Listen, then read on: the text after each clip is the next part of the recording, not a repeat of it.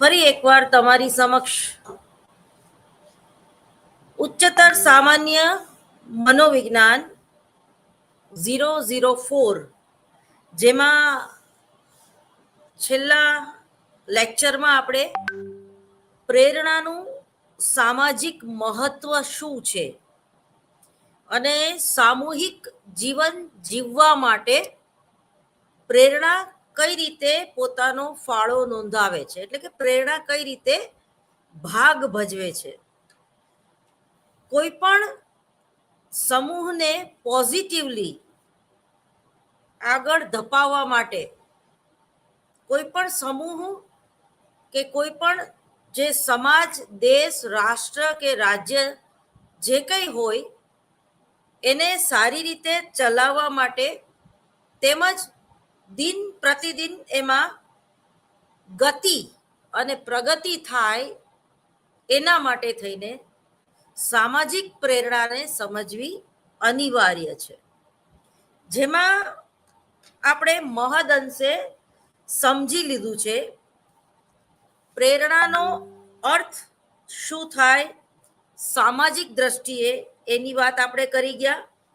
તેમજ જરૂરિયાતોનું સંયોજન કઈ રીતે થાય છે અને એ જરૂરિયાતોના સંયોજન થઈ ગયા પછી જે ધારા ધોરણોની રચના કરવામાં આવે છે એમાં પ્રેરણા કઈ રીતે ભાગ ભજવે છે, તેમજ આપણા જે કંઈ અનુભવો છે, જે કંઈ આપણું એજ્યુકેશન, શિક્ષણ કે કેળવણી થઈ છે એમાં પણ પ્રેરણા કઈ રીતે જવાબદાર છે એની વાત કરી.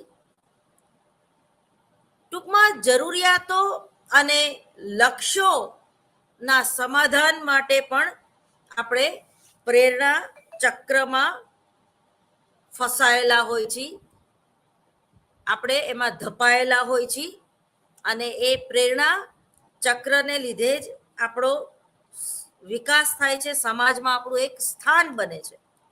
ટૂંકમાં વ્યક્તિની કોઈ ચોક્કસ પ્રકારની જરૂરિયાતો તાત્કાલિક શારીરિક અવસ્થા, પરિસ્થિતિ અને વ્યક્તિના જે સંજ્ઞાનો ઉપર આધાર રાખે છે એની આપણે વાત કરી. શરીરનું આપણું જે કંઈ બંધારણ છે, આપણી જે કંઈ જરૂરિયાતો છે એ સમાજલક્ષી મનોવિજ્ઞાન સાથે અનેક રીતે જોડાયેલી છે.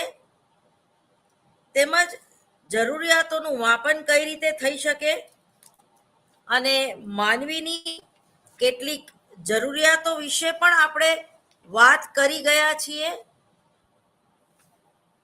તમે મનોવિજ્ઞાનની વ્યાખ્યામાં જાઓ તો મનોવિજ્ઞાન એટલે કે વ્યક્તિના વર્તનનો અભ્યાસ કરતું શાસ્ત્ર. જ્યારે સામાજિક મનોવિજ્ઞાનની આપણે વાત કરતા હોઈએ ત્યારે સામૂહિક વર્તન, સામૂહિક ચેતના, સામૂહિક મનની વાત આવે છે.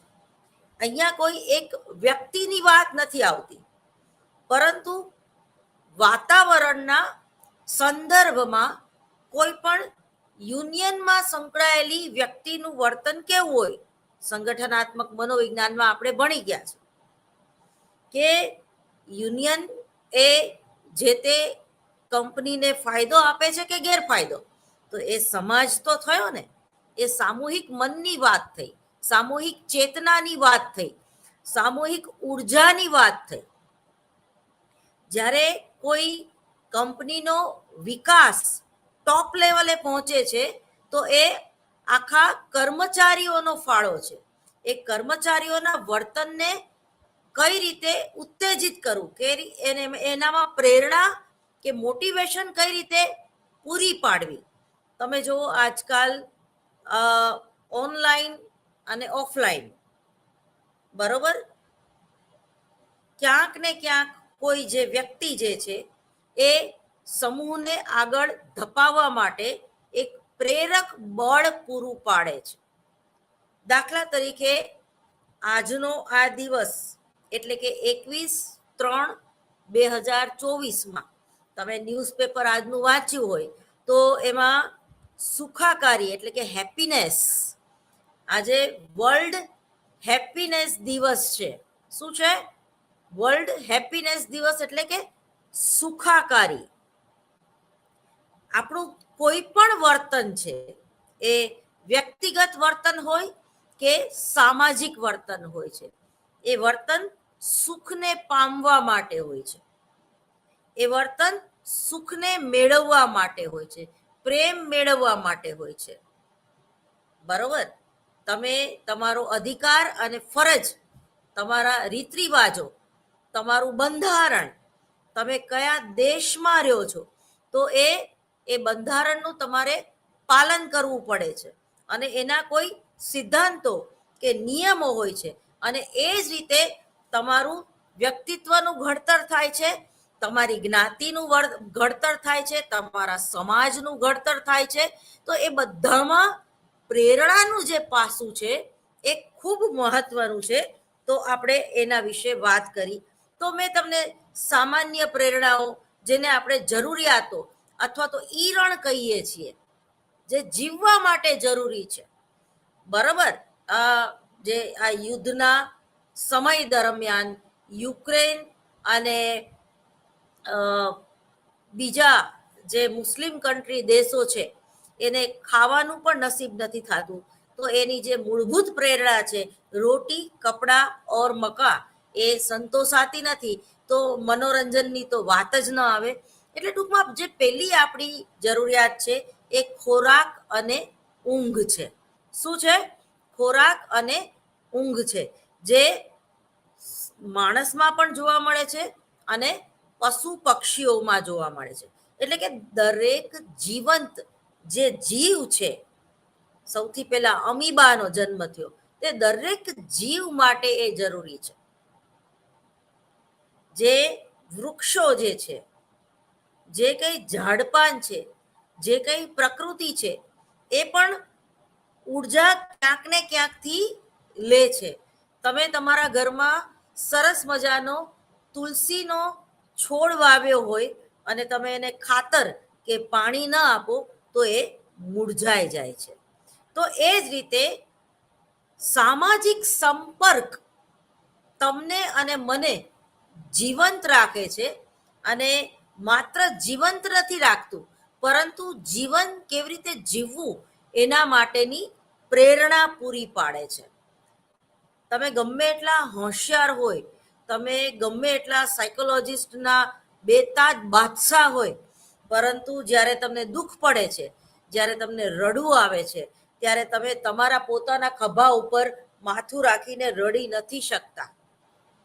તમારે કોકનું પ્રેમ જોઈએ છીએ, તમારે કોકની સહાનુભૂતિ જોઈએ છીએ, તમે વાત્સલ્યના ભૂખ્યા છો, તમે લાગણીના ભૂખ્યા હોવ છો. એટલે આપણા જે કંઈ આવેગો છે અને આપણો જે કંઈ સ્વભાવ છે જન્મગત, તો એ પ્રેમ પામવાનો છે, પ્રેમ આપવાનો છે અને સમૂહમાં રહેવાનો એક આપણામાં એ જન્મ સહજ વૃત્તિનો સિદ્ધાંત જે તમે ભણી ગયા છો.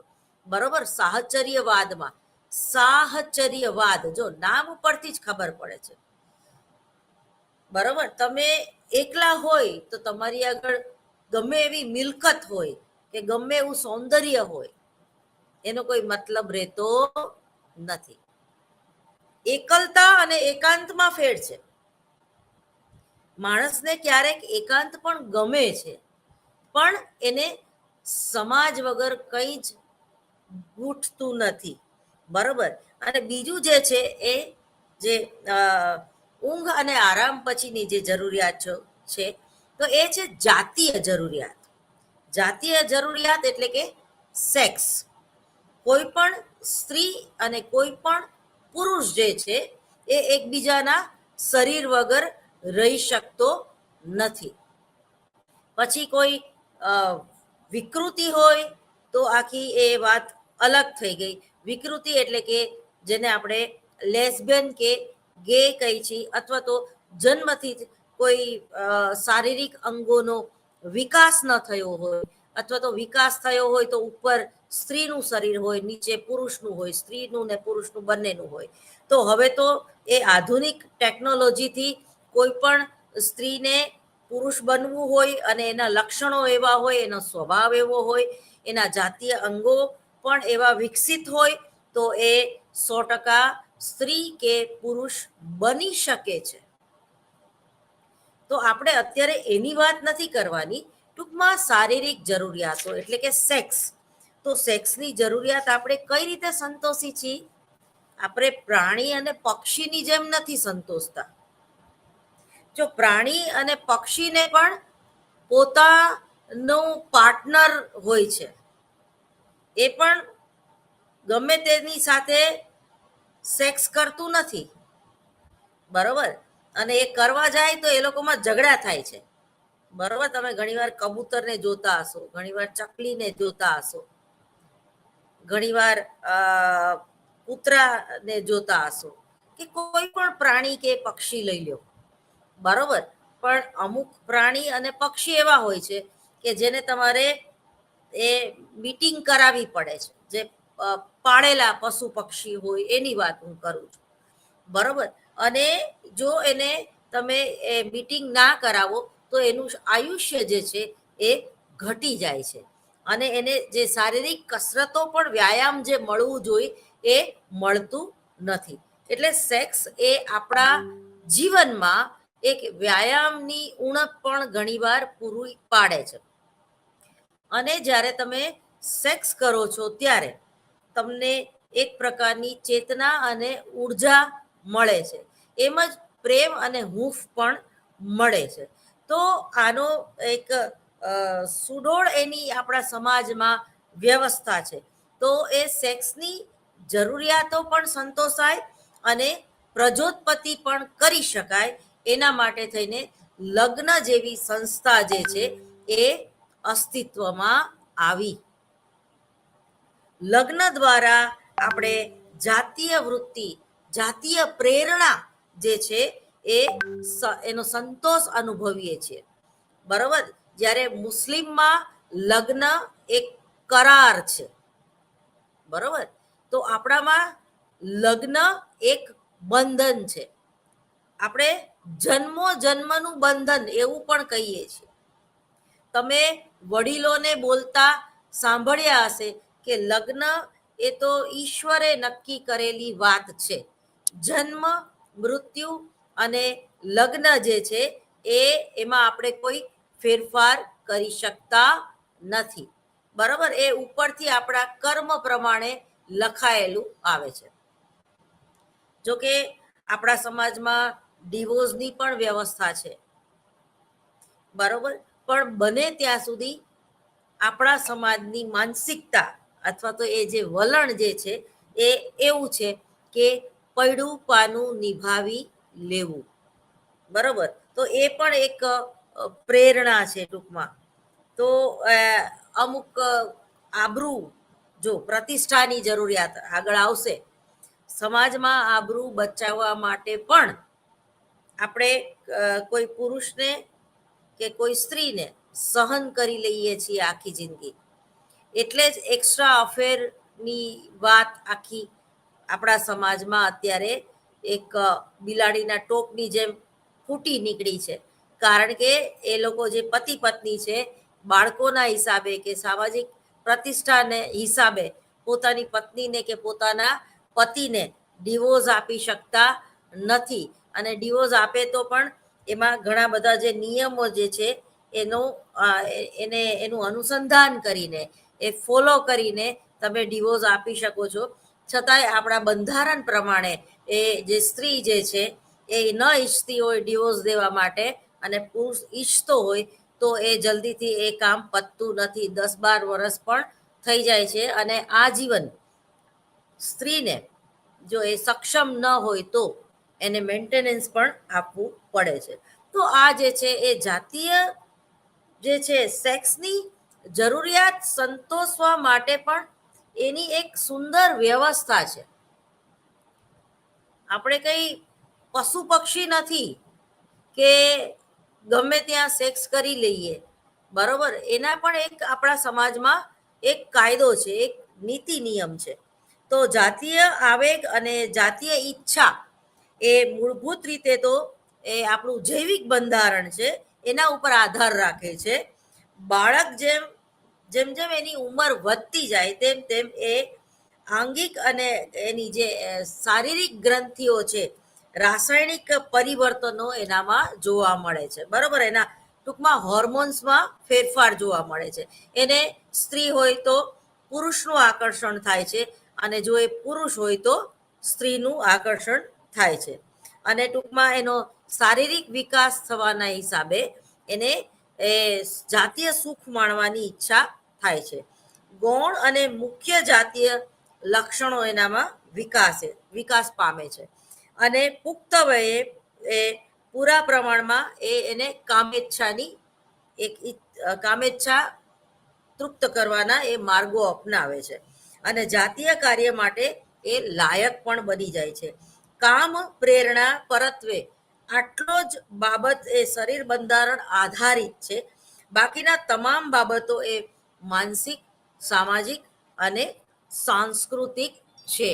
બરોબર, તમને ભલે એ શરીરની તમારી જરૂરિયાતો હોય, પણ એ જરૂરિયાતોને તમારે નિયંત્રણમાં રાખવી પડે છે. લગ્ન પહેલાના જાતીય સંબંધો એ આપણા સમજમાં વખોડી કાઢવા લાયક છે. બરોબર, કોઈ સ્ત્રી કે કોઈ પુરુષ જ્યારે લગ્ન કર્યા વગર બાળક કરવાની વાત આવે કે લિવિંગ રિલેશનશીપમાં રહીને એ લોકો જો બાળક કરે છે, તો કાયદાની દ્રષ્ટિએ એ જે બાળક જે છે એ ગેરકાયદેસર કહેવાય છે. અને સમાજ જે છે એના પ્રત્યે બહુ જેને કહેવાય ને ધૃણાસ્પદ રીતે એને એને એને એની સામે જોવે છે. એટલે આપણા સમાજનું જે વલણ છે એ લિવિંગ રિલેશનશીપમાં આપણે માનતા નથી. અને લિવિંગ રિલેશનશીપ બધા કરે છે, પરંતુ એ કાયદા પ્રમાણે વેલિડ નથી. જુદા જુદા સમાજોમાં પ્રચલિત સામાજિક ધોરણો, રિવાજો, વિધિ નિષેધો તે સમાજના લોકોના જાતીય વ્યવહારો વગેરેનું નિયમન થતું હોય છે. વ્યક્તિ કોની સાથે પરણશે, કઈ ઉંમરે પરણશે, કેવી રીતે તે પોતાના જીવનસાથીની પસંદગી કરશે, લગ્ન પહેલા અને લગ્ન બહારના જે જાતીય સંબંધો કેવા પ્રકારના હોઈ શકે, કઈ રીતે એ જાતીય આનંદ મળે વગેરે અનેક બાબતો વિશે જુદી જુદી સંસ્કૃતિઓ અને સંજોગો, વિવિધ પ્રકારના રૂઢિ રિવાજો, ધોરણો હોય છે. ઉદાહરણ તરીકે જોઈએ તો આપણા સમાજમાં બાળકને જાતીય વર્તન કે રમતો રમતા આ ગંદુ છે એવા પ્રકારના વલણ દ્વારા અટકાવવામાં આવે છે. દાખલા તરીકે કોઈ 5-7 વર્ષના બાળકો ઘરગથ્થા રમતા હોય, અથવા તો ડોક્ટર રમતા હોય, અને એમાં પોતાની જાતીય વૃત્તિ સંતોષતા હોય, ત્યારે કોઈ વડીલ જોઈ જાય તો એ તરત જ એને સમજાવે છે, અથવા તો ઘણીવાર મારવા પણ માંડે છે. પણ મારવું ન જોઈએ, એને સમજાવવું જોઈએ કે આવી રીતે કોઈના જાતીય અંગોને અડાય નહીં. બરાબર, એ લોકો ડોક્ટર રમતા હોય કે ઘરગથ્થા રમતા હોય, એમાં ઘણીવાર એ લોકોની જાતીય ફેરફાર કે હોર્મોન્સમાં ફેરફાર, શારીરિક બંધારણને લઈને એ લોકોનો વિકાસ થતો હોવાથી કુતૂહલ વૃત્તિ સંતોષવા માટે, અથવા તો કોઈ એવું મેગેઝિન હાથમાં આવી ગયું હોય, અથવા તો વડીલોને અથવા મમ્મી પપ્પાને એ બાળક જે છે એ સેક્સ કરતા જોઈ ગયું હોય, અને એ સેક્સ કરતી વખતે જો એને જે ફીલ કર્યું હોય એનું રિપીટેશન કરવા માટે એ ઘણીવાર આ રીતના ડોક્ટર રમે, અથવા તો ઘરગથ્થા રમતું હોય છે. ટૂંકમાં એને આપણે ગંદુ કહીએ છીએ, અથવા બાળકને એક સંસ્કાર આપીએ છીએ કે આવું બીજી વાર નહીં રમવાનું, અથવા તો રૂમ ખુલ્લો ખુલ્લો રાખીને ગરગત્તા રમો, બરોબર. એવું બાળકોને જાતીય બાબતો વિશે ઘણું બધું એ જાણતા હોય છે અને વધારે જાણવાની ઈચ્છા પણ હોય છે. અને ભારતમાં મુરિયા જાતિના યુવાન સ્ત્રી પુરુષોને યુવા ગૃહો દ્વારા ખાસ તાલીમ અપાઈ છે. આપણા સમાજમાં ઘણા પ્રકારના લગ્નો નિષેધ જોવા મળે છે, અને ભાઈ બહેનના અથવા તો પિતરાઈ ભાઈ બહેનના વગેરે. જોકે એની પાછળ એક સાયન્સ પણ જવાબદાર છે કે જેટલું તમે નજીક અથવા તો માસી, કાકા, દાદા, ફઈના છોકરા સાથે લગ્ન કરો તો એ તમારું ડીએનએ જે છે એ મેચ થતું હોય છે, જેના હિસાબે શારીરિક ખોટખાપણ વાળા બાળકો જન્મે છે, મંદબુદ્ધિના બાળકો પણ જન્મે છે, અથવા તો રોગનું ઘર હોય છે. એટલે હંમેશા તમે બીજી જ્ઞાતિમાં લગ્ન કરો અથવા તો 5 પેઢીમાં તમે ક્યાંય આગે આગે સગા ન થતા હોય, ભાઈ બહેન ટૂંકમાં ન થતા હોય, એક કુળ ન હોય, એક ગોત્ર ન હોય, તો એ લગ્ન કરાય. બાકી કોઈ રાવલની દીકરી હોય તો એ રાવલમાં લગ્ન ન કરે એવો આગ્રહ રાખવામાં આવે છે. કારણ કે રાવલ રાવલ એટલે ગોત્ર એક થયું, કુત્સક ગોત્રી, બરાબર. તો એ કુત્સક ગોત્રીના ક્યાંક તમે 3-4 પેઢીએ રિસર્ચ કરો કે જાણો તમારો વંશ વેલો, તો એમાં એ ક્યાંક ને ક્યાંક ભાઈ બહેન થતા હોય છે, બરાબર. એટલે જોશીની દીકરી હોય એ રાવલમાં કરે, પંડ્યામાં કરે, પરંતુ જોશીની દીકરી જોશીમાં ન કરે. પછી એ મસાલિયા જોશી હોય કે કાઠિયાવાડી જોશી હોય, પણ બને ત્યાં સુધી એ ટાળવું જોઈએ.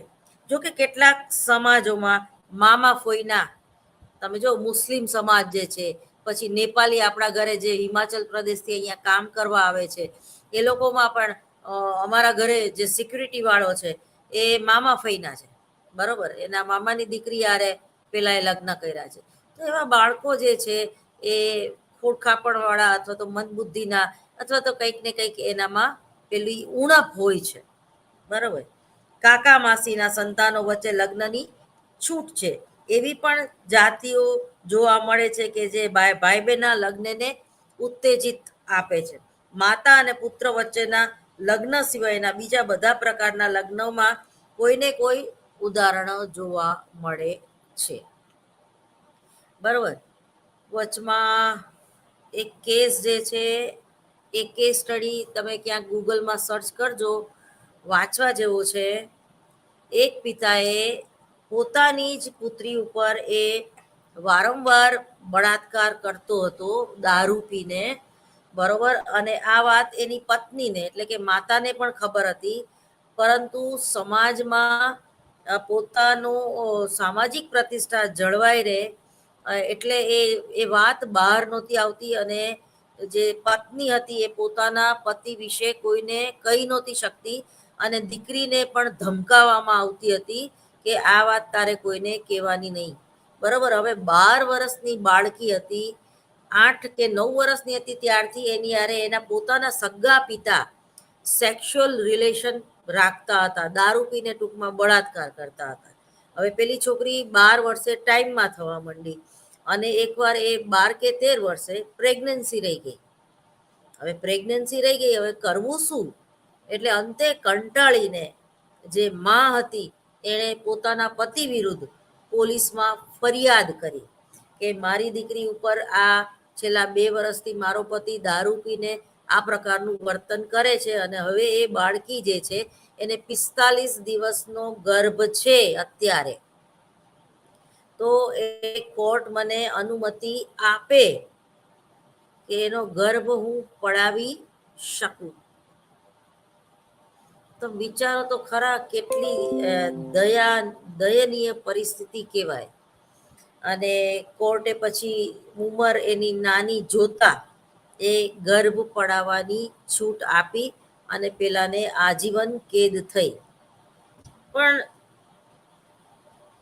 ટૂંકમાં સમાજમાં આવી ધૃણાસ્પદ ઘટનાઓ પણ બને છે. તો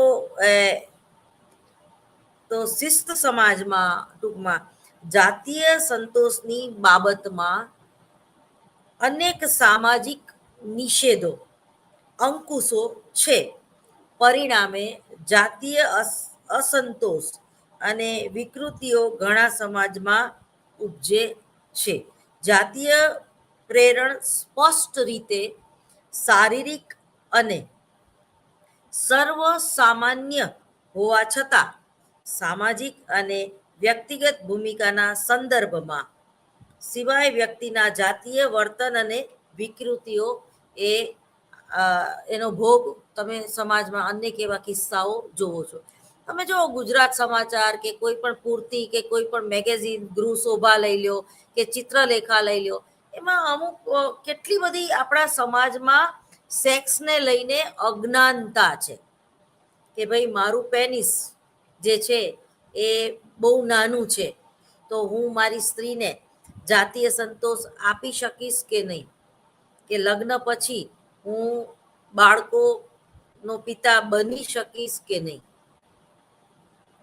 એ જ રીતે આવા પ્રશ્ન પૂછે છે. તો પેનિસ નાનું હોય કે મોટું હોય એને જાતીય સંતોષની આરે કોઈ લેવા દેવા નથી. પરંતુ તમે પોતે એવી માનસિકતા રાખો કે મારો આ ભાગ નાનો છે એટલે હું સામેની વ્યક્તિને સેટિસ્ફાઈડ નહીં કરી શકું, તો એ માત્ર એ વિચાર જે છે માટે તમે સામેના પાત્રને સેટિસ્ફાઈડ નથી કરી શકતા. નાનો મોટો જાડો પાતળો એ ગૌણ બાબત છે, એ આપણી પોતાની લાઈક અને ડિસલાઇકિંગ છે. બરોબર. એ જ રીતે ઘણી જે સ્ત્રીઓ જે છે એને પણ જાતીય સમસ્યા સતાવતી હોય છે. સ્ત્રી કે પુરુષ લગ્ન પહેલા માની લ્યો કે 30-32 વર્ષના થઈ ગયા હોય અને કોઈ પણ સ્ત્રી કે પુરુષના લગ્ન કોઈ પણ કારણસર ન થતા હોય ત્યારે એ હસ્તમૈથુન તરફ વળે છે. તો મેગેઝિનમાં આવા પણ પ્રશ્ન પૂછાતા હોય છે કે હસ્તમૈથુન કરવાથી પછી લગ્ન થાય તો કંઈ પ્રોબ્લેમ થાય ખરા, અથવા તો બાળકો થાય ખરા. તો હસ્તમૈથુન એ નેચરલ બાબત છે. જ્યારે તમને કોઈ સ્ત્રી કે કોઈ પુરુષનો સહવાસ મળતો નથી તો વીર્યસ્ખલનથી માંડીને હસ્તમૈથુન એ નેચરલ છે, પણ એનો અતિરેક ન હોવો જોઈએ. બરોબર, એનો અતિરેક ન હોવો જોઈએ. તો ટૂંકમાં જાતીય વૃત્તિ જે સંતોષવાના આપણા રીત રિવાજો કે એક આપણી સંસ્કૃતિ કે આપણી સભ્યતા કે આપણા વિચારો આપણા મનોવરણો એ ખૂબ જ ભાગ ભજવતા હોય છે.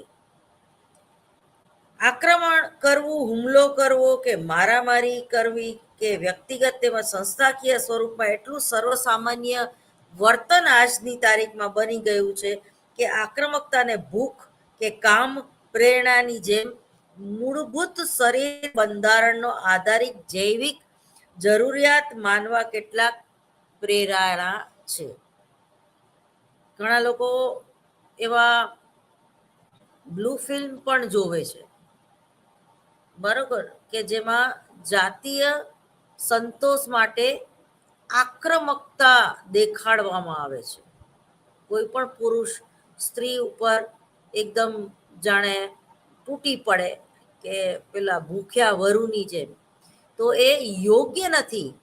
એ જે દેખાડે છે એ માત્ર તમને ઉશ્કેરવા માટે, ઉત્તેજિત કરવા માટે, પરંતુ આ યોગ્ય નથી. અને એવું કરવાથી જાતીય સંતોષ મળે એવું માનવાની જરૂર નથી. ખૂબ જ સહજ પ્રક્રિયા છે. એકબીજાના પ્રેમ વગર જાતીય સંતોષ એ અશક્ય છે. અને એવો જો સંતોષ મળે તો પણ તમે જે પેલું લારીમાં ઊભા ઊભા આમલેટ ખાવા જેવી વાત છે. એનેથી કંઈ વળે નહીં. 2 મિનિટ તમને ખાલી એમ થાય કે ઓકે મેં આમલેટ ખાઈ લીધી, પણ અંતે તમે એ ભૂખ્યા ને ભૂખ્યા જ હો છો. તો ટૂંકમાં આદિકાળથી જ જે યુદ્ધો દુનિયામાં ચાલ્યા છે બરોબર. એમાં પણ તમે જો દાસી પ્રથા આપણા સમાજની એક કુરિવાજ હતો. બરોબર. રાજા રામમોહન રાયે એ દૂર કર્યો. એ જ રીતે રાજાઓ સાથે અનેક સ્ત્રી જે છે એ એના સંબંધો, દાસી એટલે એ મંદિરમાં જે રહેલી દાસીની વાત કરું છું, એને દાસી પ્રથા કહેવાય. કે એ જે વૈષ્ણવ સંપ્રદાયમાં આ ભયંકર આ એક બદી હતી, આ એક સમસ્યા હતી કે ધર્મના નામે લોકો ધતિંગ કરીને આવી સ્ત્રીઓનું શોષણ કરતા હતા. જે સ્ત્રી ટૂંકમાં ડાન્સર હોય, જે કથક, મણિપુરી કે ટૂંકમાં આર્ટ સાથે જોડાયેલી હોય અને એ લગ્ન ન કરતી, એ પોતાની આખું જીવન જે છે એ કૃષ્ણના ગાન ગાવામાં કે એના સામે નૃત્ય કરવામાં એ વિતાવતી. પણ આવી સ્ત્રીનો દુરુપયોગ જે પૂજારી કે જે તે સમયનો રાજા હોય તો એની સાથે એ જાતીય સંભોગ કરતો હતો. અને તો આ એક કુરિવાજ છે. બરાબર. એ ગમે એમ કરીને સ્ત્રીનું શોષણ છે. તો એ પણ આપણે એ આક્રમક વૃત્તિ જ કહેવાય. બરોબર. માનવી એ સ્વભાવ યુદ્ધખોર છે. બરોબર. જે મૂળભૂત આપણા લક્ષણો છે એમાં યુદ્ધ એટલે કે ઈર્ષા, દ્વેષ, અદેખાઈ, ક્રોધ અથવા કોઈની વસ્તુ પચાવી પાડવી, કોઈને નીચા દેખાડવા. તો આ પણ ઘણીવાર આપણી એક એ મૂળભૂત વૃત્તિ જે છે એને આપણે કંટ્રોલ ના કરીએ, એના ઉપર નિયંત્રણ ના મૂકીએ અને સામાજિક રીતે આપણા સામાજિક રીત રિવાજો પ્રમાણે આપણે એવું વર્તન ના કરીએ તો એ જે આપણો ઈડ જે છે એ ઘણીવાર બહાર આવી જતું, આપણું અનૈતિક વર્તન બહાર આવી જતું હોય છે અને એ આક્રમકતાનું સ્વરૂપ ધારણ કરે છે. યુદ્ધો આક્રમકના કિસ્સાઓનું વિશ્લેષણ કરતા જણાય છે કે તેમની પાછળ ધાર્મિક જનૂન, જો જેહાદના નામે આતંકવાદી પ્રવૃત્તિઓ કરાવવી, બરોબર, ધાર્મિક જનૂન, આર્થિક દ્વેષ, વર્ચસ્વ અને વિસ્તાર જમાવવાની વૃત્તિ ચીનની જે છે, જાતીય અસુરક્ષા, અંગત મહેચ્છાઓ વગેરે રહેલા છે. દુનિયામાં જૂની ક્વાયકી અને એસ્કેમો જેવી જાતિઓ જ્યાં યુદ્ધ આક્રમક જેવી બાબતો નથી. તો તમે જુઓ કે ઘણા કન્ટ્રી એવા છે કે જ્યાં કોઈ જ ભ્રષ્ટાચાર નથી, ઝીરો. કોઈ સાયબર ક્રાઇમ નથી. તમે બેંકમાં જાઓ તો તમે જેમ આપણે એટીએમ માંથી પૈસા ઉપાડીએ છીએ એવી રીતે શોપિંગ કરીને તમારે જે કંઈ એ બિલ આવે એ તમારે ભરી દેવાનું છે અને કોઈને ચોરી કરવાની ઈચ્છા નથી થતી, કારણ કે બેકારી નથી. ચોરી ક્યારે થાય, ભ્રષ્ટાચાર ક્યારે થાય, એ પછી આપણા નેતાઓની વાત નથી કરતી. એ ઘણીવાર જન્મગત સંસ્કાર હોય છે કે જરૂર હોય કે ના હોય ચોરી કરવી. સાયકોલોજીમાં એ લેપ્ટોકેમિયા નામનો રોગ છે, અનિવાર્ય વર્તન. બરાબર. તમે રહી જ ના શકો. ઘણા પિક્ચરના આર્ટિસ્ટો એવા છે કે જે ચોરી કરતા પકડાઈ ગયા હોય લંડનમાં અને એ લોકોને બેન્ડ કરી દેવામાં આવ્યા હોય. બરોબર. એમાંના એક શક્તિ કપૂર. તો આ એક માનસિક રોગ પણ છે. એ જ રીતે આક્રમક વર્તન વધારે પડતું અને વારંવાર, એ પણ એક માનસિક રોગ છે.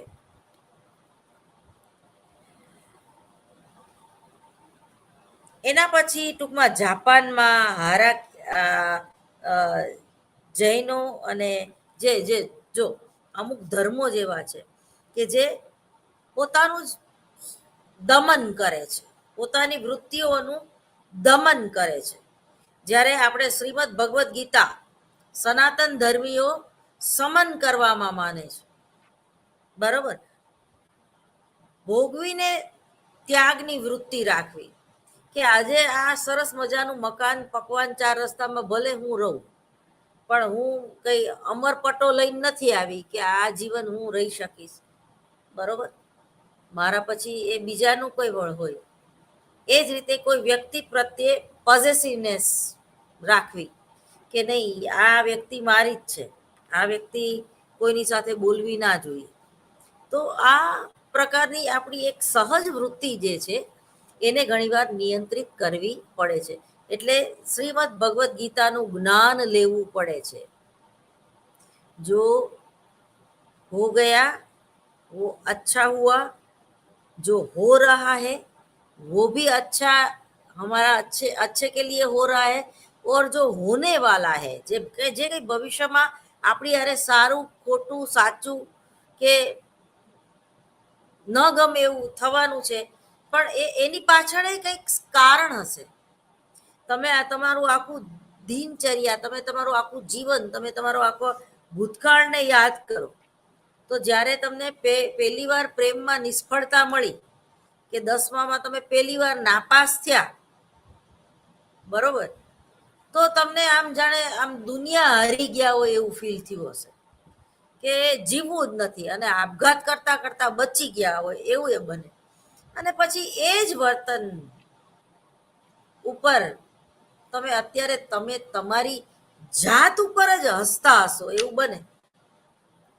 કારણ કે ઓલું 10માં ફેલ થયા તો નાટક કરવાનું મન થયું, 10માં ફેલ થયા તો સંગીત વિશારદ થઈ શકે.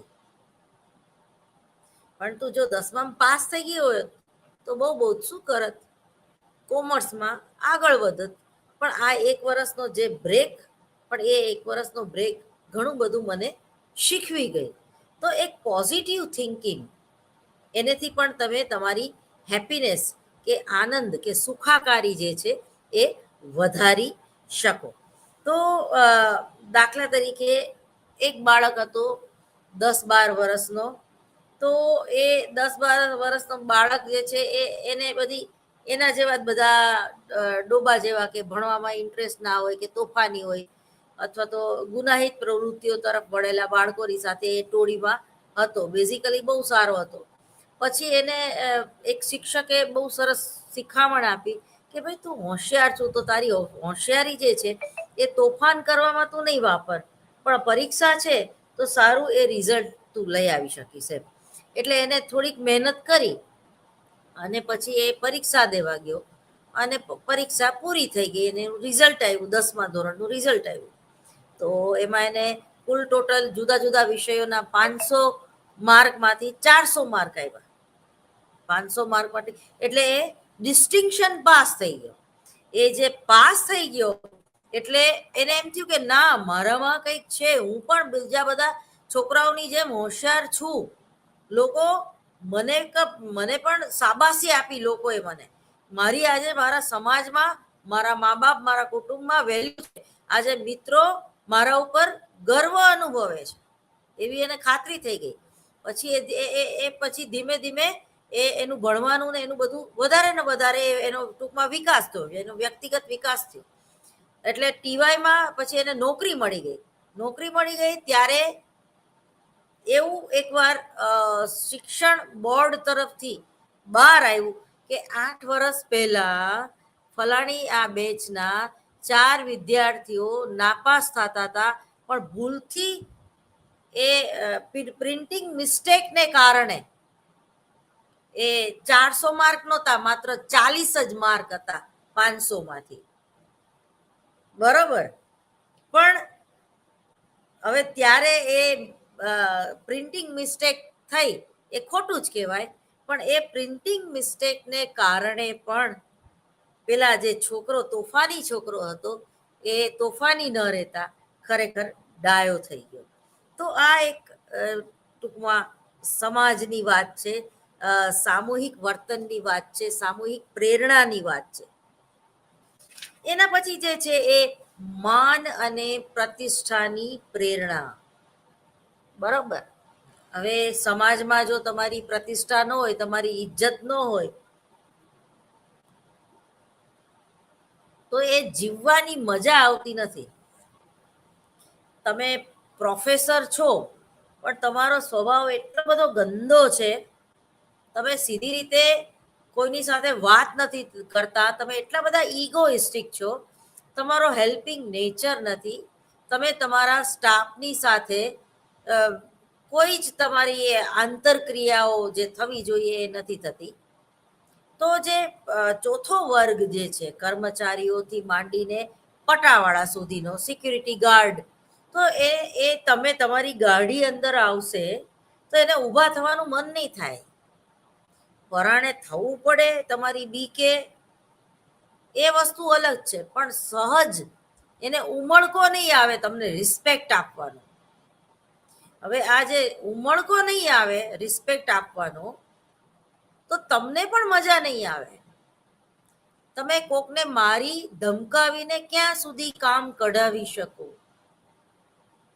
પણ તમે એને એની જરૂરિયાત કે એની ઉણપ જે છે એ બે એમાં બહુ ધ્યાન ન આપીને એનામાં જે આવડત છે એના વખાણ કરીને એ નબળા કર્મચારી પાસેથી પણ સારામાં સારી રીતે એક કામ કઢાવવાની આવડત દરેક પ્રિન્સિપાલમાં, દરેક વીસીમાં હોવી જોઈએ. પણ દુઃખની વાત એ છે કે ઘણીવાર સત્તા સ્થાન ઉપર આવા નક્કામાં માણસો જ્યારે બેસી જાય છે ત્યારે એ ભલે એને એ ખુરશીને માન આપે, પ્રતિષ્ઠા, પણ જેવા એ ખુરશી ઉપરથી રિટાયર્ડ થાય કે છાપામાં એનો ફોટો આવે કે ફલાણા બેનનું બેસણું છે, તો આપણે એ બેસણામાં જવાનું પસંદ નથી કરતા. કેમ? એ આખી જિંદગી લોહી પીધા, કોઈની હારે કાંઈ લેવા દેવા જ નહોતા ને એને. સ્વાર્થી બાઈ હતા, ઇગોઇસ્ટિક બાઈ હતી. પરંતુ કોઈ સામાન્ય ક્લાર્ક કે સામાન્ય પ્યુન મૃત્યુ પામે પણ એની ઇજ્જત બહુ હોય પ્યુન ખાલી આખી સંસ્થામાં, પણ એની એક દિવસની રજા પણ લોકોને આંકડા બાકડા કરી મૂકે, કારણ કે એનો સ્વભાવ એવો છે. એ માત્ર તમને ચા નથી પીવડાવતો, ચાની સાથે સાથે એમ કે સાહેબ આજ કેમ મૂડલેસ છો, ઘરે બધું બરોબર છે ને. એક રેપો, સાયુજ્ય સ્થાપન કરવાની એની જે ટેવ છે એ છે. પોતાનો રોટલો અને શાક લઈ આવ્યો હોય તો પણ એને લેશો સાહેબ, આજે મારી પત્નીએ લસણીયો રોટલો બનાવ્યો છે, તમે એકવાર કહેતા હતા ને કે લસણવાળો રોટલો બહુ ભાવે, લ્યો સાહેબ ખાઓ ને, હું વધારે લઈ આવ્યો તમારા માટે.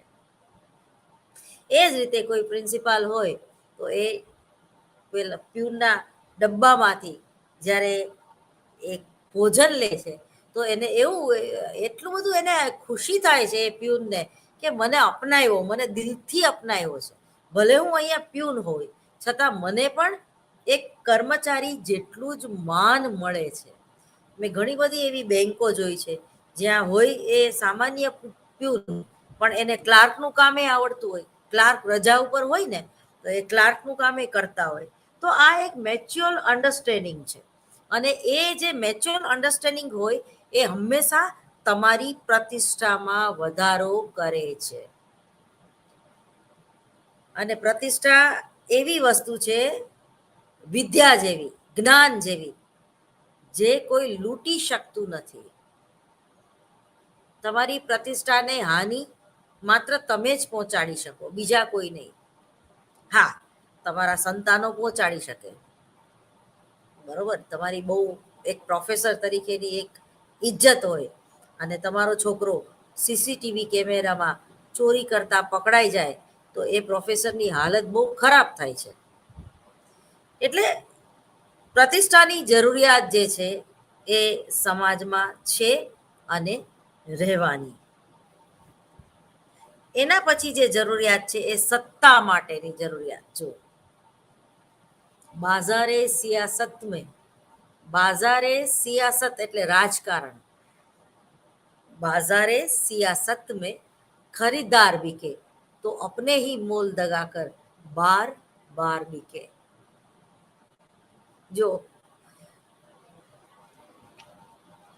પોલિટિક્સમાં જે લોકો જોડાય છે ને એ લોકોની પ્રતિષ્ઠા કે આબરૂ રાતોરાત વધી જાય છે અને રાતોરાત ઘટી જાય છે. શેર બજાર જેવું છે. આમ એટલે સત્તાની જરૂરિયાત બધાને હોય છે. બધાને પોતાનું આધિપત્ય જમાવવું હોય છે. હું મને મને મને મને વોટ આપો, આઈ એમ સમથિંગ, હું છું તો આ સંસ્થા છે, હું છું તો વિદ્યાર્થીઓને ફર્સ્ટ ક્લાસ આવે છે. આ હું બરોબર, કબૂતરોનું ઘૂ ઘૂ ઘૂ, એમ માણસોનું હું. તો ટૂંકમાં ઈગો, આઈ ઓલવેઝ કેપિટલ, એવું શાહબુદ્દીન રાઠોડ કહે છે. તો એ આ સત્તાની જરૂરિયાત છે.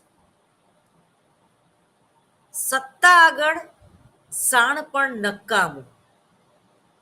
બરોબર, તમે ગમે એટલા હોશિયાર હોય અને તમારો વીસી જે છે એ સાવ ડોબો હોય તો તમારે એને શિખામણ ન અપાય. તમારે એ ખોટું કરતો હોય તો તમે એને ઘણીવાર અટકાવી શકતા નથી. એ ડફોળ હોય, એને કઈ આવડતું ન હોય તો તમે એની ભૂલ કાઢી શકતા નથી. એટલે સત્તા આગળ શાણ પણ નકામું. એક પાવર તમારા હાથમાં આવી જાય તો ઘણીવાર એ પાવરનો તમે દુરુપયોગ પણ કરો છો અને સદુપયોગ પણ કરો છો. કોઈ આઈએસ ઓફિસર, ભણેલો ગણેલો જ્ઞાની અને ખૂબ સમજુ માણસ આગળ એને જો કલેક્ટર બનાવી દેવામાં આવે તો એ આખા ગામડાનો વિકાસ પણ કરે છે. બરોબર, એક ધૂળ જેવા ગામડાને એ આખું એ કેળવણીમાં અથવા તો સરસ મજાનું એનું આખું કાયા કલ્પ કરી નાખે છે. બરોબર, આપણે પેલી બાલિકા વધુમાં જે સિરિયલ જોતા હશો એને ખ્યાલ હશે, કલર્સ ઉપર આવે છે બાલિકા વધુ, તો એમાં જે કલેક્ટરનો રોલ કરે છે તો એની આખી જર્ની તમે જુઓ કે એ કેવું ગામડાને આગળ લાવે છે. બરોબર, તો એમાં ભલે વ્યક્તિગત કારણ હોય કે ભાઈ પોતે ગામડામાંથી આવે છે એટલે એને શહેરમાં રહેવાનો મોહ નથી, પરંતુ ગામડાનો ઉદ્ધાર કરવાની એક ઈચ્છા છે, એક પ્રેરણા છે. તો સત્તાની આપણે વાત કરી રહ્યા હતા. અન્ય લોકો વસ્તુઓ ઉપર નિયંત્રણ પ્રાપ્ત કરવાની ઈચ્છા, તેમની તાબેદારી મેળવવાની, તેમને કામ કરાવવાની ફરજ પાડવાની ઈચ્છામાં સત્તા માટેની જરૂરિયાતોનું પ્રતિબિંબ પડે છે. સમાજને આગળ લાવવા માટે, કટોકટીમાંથી ઉગારવા માટે આ સત્તા જરૂરી છે અને જરૂરત ધરાવતા એ અસરકારક નેતાઓ હોવા જોઈએ, ઇફેક્ટિવ બિહેવિયર હોવું જોઈએ જે સત્તા સ્થાને બિરાજે છે એનું. જો કે આપણી ઘણી પ્રવૃત્તિઓમાં સત્તા માટેની અને પ્રતિષ્ઠા માટેની બંને જરૂરિયાતો એકત્રિત થઈ જતી હોય છે. રાજકીય નેતાઓ, મજૂર નેતાઓ, વહીવટી અધિકારીઓ વગેરેમાં બંને જરૂરિયાતોનું મિશ્રણ જોવા મળે છે. સત્તા માટેની ઝંખનાનું મૂળ આત્મ સંરક્ષણ અને આત્મ વિકાસમાં રહેલું છે. વ્યક્તિના આત્મ વિસ્તારમાં તે જેના ઉપર કાબુ ધરાવી શકે છે તે વસ્તુઓને સમાવિત કરે છે. અને જે વ્યક્તિઓ વસ્તુઓ ઉપર તેનું નિયંત્રણ વધારે લાદે તે તેના આત્મબળ એનામાં વધે છે, આત્મગૌરવ એનામાં આત્મગૌરવની ભાવના જન્મે છે.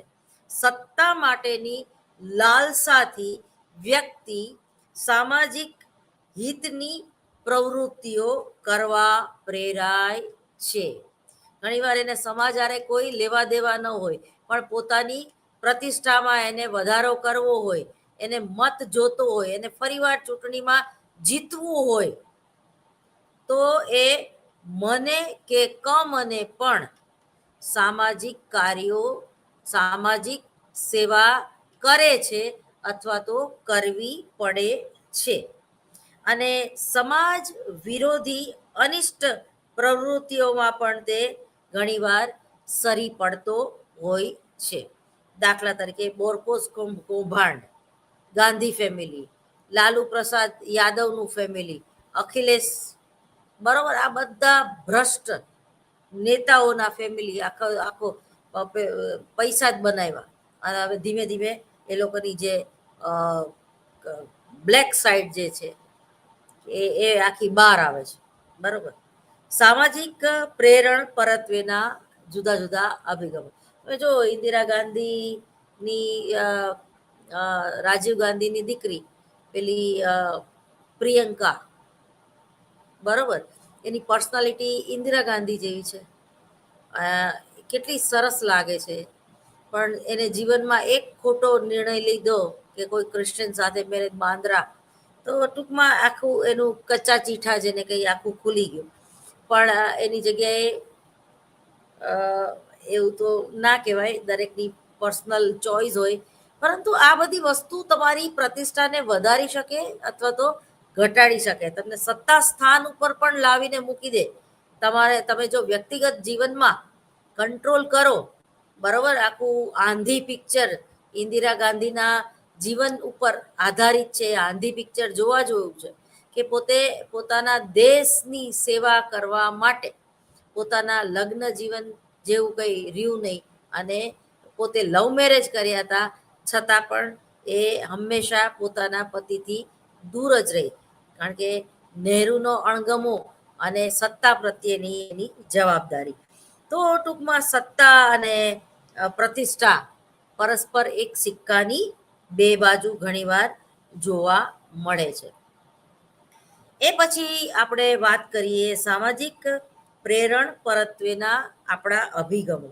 સામાજિક પ્રેરણાના અભ્યાસમાં જુદા જુદા સમયે જુદા જુદા અભિગમો અસ્તિત્વમાં આવ્યા છે, અને એમાં પણ આપણને પરિવર્તન જોવા મળે છે.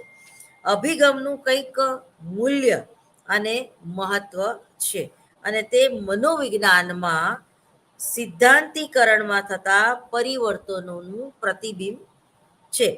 મનોવિજ્ઞાનમાં પ્રેરણાના અભ્યાસમાં સૌ પ્રથમ ઈરણ પ્રતિમાનોનું પ્રાધાન્ય ભોગવતું હતું.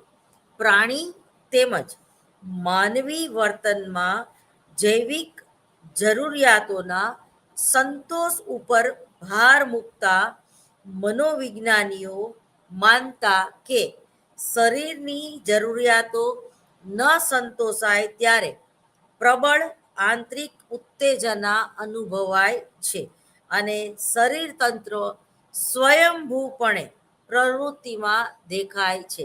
હવે આપણે જે આપણા જે શાસ્ત્રો જે છે, કે આપણા ગ્રંથો જે છે, કે આપણા વેદ કે પુરાણ છે, તો એમાં બ્રહ્મચર્ય વ્રતનું પાલન કરવું જોઈએ. અને પહેલાના વખતમાં જ્ઞાનંદા વિદ્યાપીઠ અથવા તો ગુરુકુલ, હું પણ આર્યકન્યા ગુરુકુલ પોરબંદરની સ્ટુડન્ટ છું, બરાબર, તો ગુરુકુલમાં રહીને વિદ્યા પ્રાપ્ત કરવી એવો આગ્રહ રાખવામાં આવતો, અને વિદ્યાર્થી જીવન દરમિયાન બ્રહ્મચર્ય વ્રતનું પાલન કરવું અનિવાર્ય હતું, કારણ કે એ ઉર્જા શક્તિનો વ્યય ન થાય, અને એ ઉર્જા શક્તિ જે છે એ શક્તિનું રૂપાંતરીકરણ તમારી સર્જનાત્મકતામાં થાય, બરોબર, તમારી કેળવણીમાં થાય, તમારા શિક્ષણમાં થાય. પણ જે આ આજની જે પેઢી છે, તો એનું ધ્યાન જે છે એ ભટકી જાય છે. ઘણીવાર માતા પિતા પોતાના બાળકને ટીવાયમાં ન આવે ત્યાં સુધી વ્હીકલ પણ ચલાવવા દેતા નથી. તો એની પાછળ એક્સિડન્ટ થઈ જાય, માત્ર એવી બીક નહીં, 18 વર્ષે ભલે લાયસન્સ મળી ગયું, પણ મારો દીકરો સાયન્સમાં છે, એકવાર એને હોન્ડા અપાવશું તો એને એ ચલાવવાની મજા પડી જશે, અને એનું જે ફોકસ ભણવા ઉપર છે એ ડાયવર્ટ થઈ જશે. એટલે ઘોડાના ડાબલાની જેમ એનું જે ફોકસ છે એજ્યુકેશનમાં જ રહેવું જોઈએ, કોઈ બીજી ઇતર પ્રવૃત્તિમાં ન રહેવું જોઈએ. એને સામૂહિક મેળાવડામાં કે એને કોઈ લગ્ન સગાવાલામાં થતા હોય તો એ બાળકને જલ્દીથી એને, કારણ કે એ બ્રહ્મચર્ય એટલે ખાલી શરીરનું બ્રહ્મચર્યની વાત નથી થતી અહીંયા. કોઈ પણ એવા ક્ષુલ્લક ક્ષણિક સુખ માણવાની થી એને વંચિત રાખી દેવામાં આવે છે. એનું સુખ માત્ર પુસ્તકો વાંચવામાં જ હોવું જોઈએ. એનું સુખ માત્ર ગોલ્ડ મેડલ લેવામાં જ હોવું જોઈએ. પછી બાળકને એવી આદત પડી જાય છે. કુમળા છોડને તમે વાળો એમ વળે. નાનપણમાં તમે એની સાથે બેસો, મોબાઈલ લીધા વગર. આજની સુપર મોમને કહું છું, બરાબર, એનું લેસન કરાવો. એનું લેસન કરી નથી દેવાનું, કરાવો માથે બેસીને. પણ તમારામાં જ એટલી ધીરજ નથી. તમે પોતે મોબાઈલ લઈને લેસન કરાવો છો, તો એ બાળકનું મન કે મોબાઈલમાં જ હોય, ભણવામાં ન હોય. એટલે બાલ્યાવસ્થાના અનુભવો જે ફ્રોઈડ કહે છે, તો એ સામાજિક પાસું જે છે બાળકનું, એ ખીલવવામાં, સામાજિક પ્રેરણાનું પાસું ખીલવવામાં પણ આપણને આપણી જે પેલો જે આપણો શિક્ષક છે એ આપણી માતા છે. તો માતા દ્વારા જે કંઈ આપણને સંસ્કારો મળે છે, એ સંસ્કારો આપણને ઉધ્વગતિ તરફ લઈ જતા હોય છે. નમસ્કાર, મને રજા આપશો.